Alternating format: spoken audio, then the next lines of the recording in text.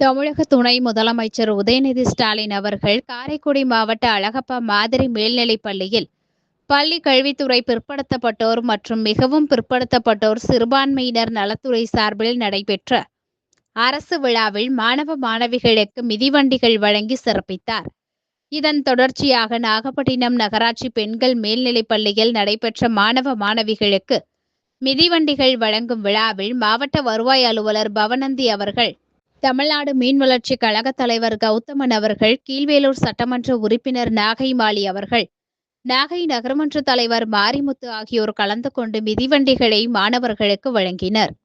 மரியாதைக்குரிய பெருமக்கள் மிதிவண்டியினை வழங்கிட இருக்கிறார்.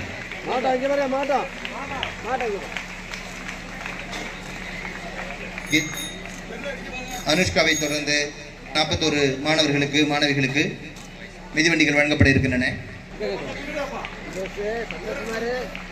சாய்ஃபுல் தேசிய மேல்நிலைப்பள்ளி,